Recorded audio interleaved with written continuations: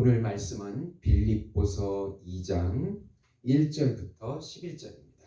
제가 봉독하겠습니다.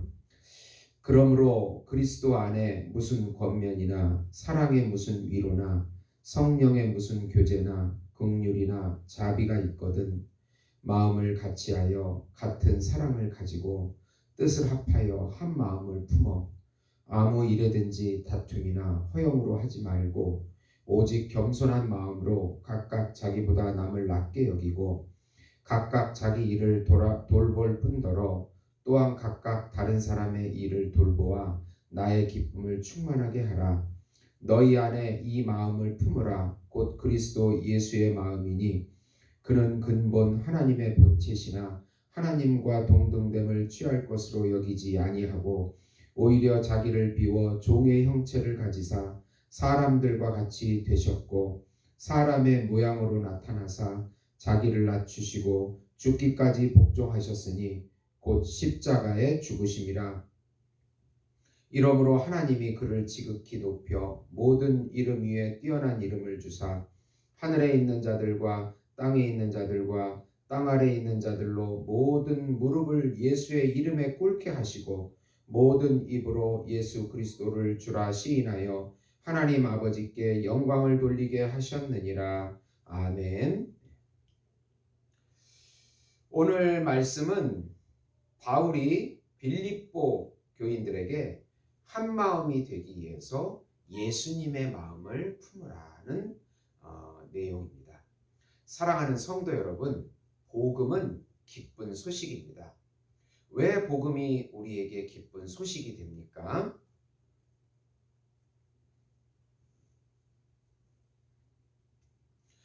예수님께서 믿는 신자들 안에 예수님의 영으로, 예수님의 말씀으로, 예수님의 이름으로, 예수님의 살과 피로 임재하셔서 예수님의 새 생명을 누리게 해주시고 새 피조물이 되게 해주시겠다는 소식이기 때문에 기쁜 소식입니다.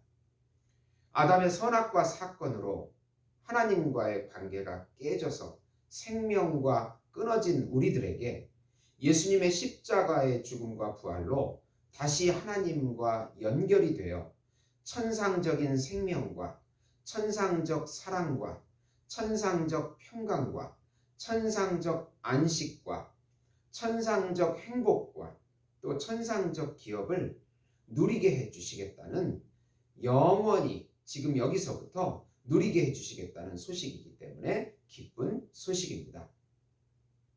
예수님과 연합되어 예수님께서 우리의 길과 진리와 생명이 되어주시고 우리의 전부가 되어주시겠다고 하는 소식입니다.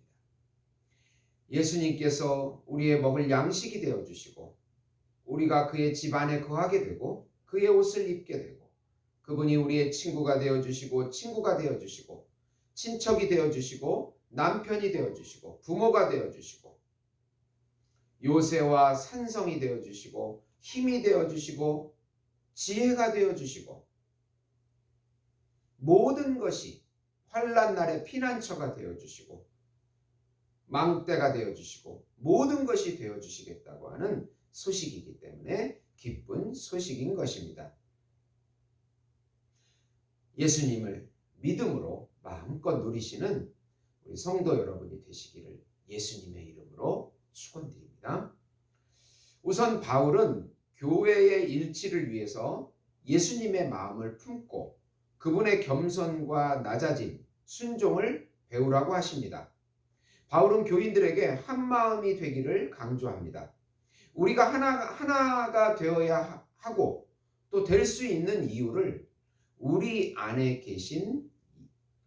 예수님이 계시기 때문이라고 말씀하는 것입니다.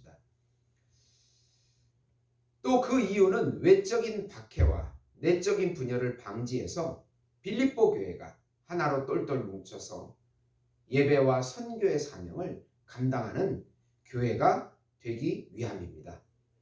먼저 우리가 한 마음이 된다고 하려면 겸손을 가져야 되고 이웃을 돌보야 합니다. 겸손이라는 말은 자기보다 남을 더 낮게 여기는 마음입니다.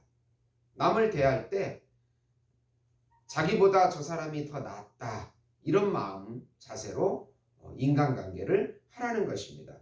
이 겸손한 마음은 오직 예수님의 마음을 품어야 가능하다고 5절에 말씀합니다. 예수님은 하나님으로 인간이 되시고 죽기까지 복종하셔서 십자가에 죽으셨습니다. 그래서 하나님은 예수님의 이름 앞에 모든 만물이 엎드려 경배하도록 그를 높이셨습니다. 그리고 예수님을 주 하나님이시고 왕이시고 구세주라고 시인하도록 하신 것입니다. 예수님을 구세주와 왕으로 섬기지 아니하면 구원받을 수 없다고 선언하십니다. 예수님의 통치는 사랑과 섬김의 통치요, 이웃인 우리를 내 몸같이 사랑하셔서 내 몸처럼 사랑하게 만들어주는 그러한 통치인 것입니다. 두 번째로 바울은 교인들에게 두렵고 떨림으로 구원을 이루어가고 모든 일에 원망과 시비가 없이 빛과 같이 흠없는 자녀의 삶을 살아가라고 교훈합니다. 두렵고 떨림으로 계속해서 성화에 가라는 말씀입니다. 구원은 믿음으로 받는 선물이지만 성화는 우리 안에 계신 성령님의 능력으로 예수님의 형상을 닮아가는 것입니다. 구원이라고 하는 것은 예수님의 의로 주어진 선물인 것입니다. 우리의 행위가 들어가지 않습니다. 성화는 예수님이 닮아가도록 성령의 능력으로 우리 자유의지를 예수님 말씀 앞에 순종의 점차로 예수님의 삶을 닮아가는 것입니다. 우리 안에 성령으로 역사하시는 하나님께서 소원을 가지고 이끌어 가신다고 13절에 말씀합니다. 모든 일에 원망과 시비가 없이 사랑으로 행하라고 하십니다. 하나님을 기쁘시게 하는 뜻은 어두운 세상에서 빛의 자녀가 되어 우리의 자유의지를 성령의 감동으로 예수님께 드리는 것입니다. 그러면 예수님께서 우리를 통하여 예수님의 참 인성의 삶을 나타내 주시는 것입니다. 바울은 빌립보 교인들의 삶은 개척자인 자신에게 주님 앞에서는 자랑일 것이고 상급일 것이라고 고백합니다. 바울은 감옥에서 자신이 마지막으로 부어지는 전제, 순교로 드려질지라도 모두가 기뻐하라고 말씀합니다. 우리가 스스로 살고자 하면 죽지만 예수님과 같이 죽고자 하면 살게 됩니다. 예수님의 세자 참자이신 우리의 세자와 참자이신 예수님으로만 살면 자신도 살고 이웃도 살게 되는 것입니다. 세 번째로 바울은 디모데와 에바브로디도를 교인들에게 강력하게 추천하며 그들을 사역자로서 영접하라고 말씀합니다. 디모데는 어려움에 처한 바울 대신 빌립보 교회를 신방하며 섬긴 바울의 애제자입니다. 디모데의 연단과 그의 수고를 잘 아는 빌립보 교인들에게 특사로 보내집니다. 그리고 빌립보 교회 출신인 에바브로디도 사역자를 강력하게 추천하며 인정해 주라고 말씀합니다. 바울은 그 에바브로디도가 나의 형제요, 함께 수고한 군사요, 너희의 사자요, 내 쓸 것을 돕는 자라고 말씀합니다. 에바브로디도가 잠시 병 가운데 있었지만 회복되었으니 존귀하게 여기고 그의 말에 순종하라고 당부합니다.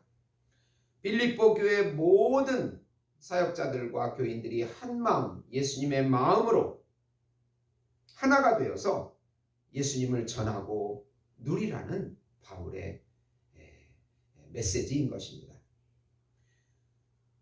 우리가 하나 될 수 있는 이유는 우리 형제 속에 계시는 예수님을 섬기고 사랑하기 때문입니다. 로마서 8장 37절에 39절에 보면 그러나 이 모든 일에 우리를 사랑하시는 이로 말미암아 우리가 넉넉히 이기느니라. 내가 확신하노니 사망이나 생명이나 천사들이나 권세자들이나 현재일이나 장래일이나 능력이나 높음이나 깊음이나 다른 어떤 피조물이라도 우리 주 그리스도 예수 안에 있는 하나님의 사랑에서 끊을 수가 없다고 말씀하고 있습니다. 하나님의 사랑이 너무나 강력해서 어떠한 고난이 와도 그 사랑에서 끊어질 수가 없다고 합니다. 우리 쪽에서 해야 할 일은 예수님을 믿고 그분을 신뢰하는 것입니다. 오늘도 어려운 환경 가운데 예수님을 신뢰하는 그 한 걸음의 발걸음을 내디디면서 소망을 가지시고 또 기적을 체험하시는 우리 예수목장교회 성도 여러분이 되시기를 예수님의 이름으로 축원드립니다. 기도하시겠습니다. 하나님 아버지 감사합니다. 우리 주님의 사랑은 너무나 강력해서 죽음도 그 사랑을 끊을 수가 없습니다. 예수님의 사랑을 깊이 묵상해서 우리에게 다가오는 수많은 고난과 아픔들을 능히 이기게 하시고 승리하게 하셔서 날마다 예수님을 체험하며 누리는 삶 될 수 있도록 축복해 주시옵소서. 성령으로 충만하게 해 주시옵소서. 예수님의 이름으로 기도드리옵나이다. 아멘.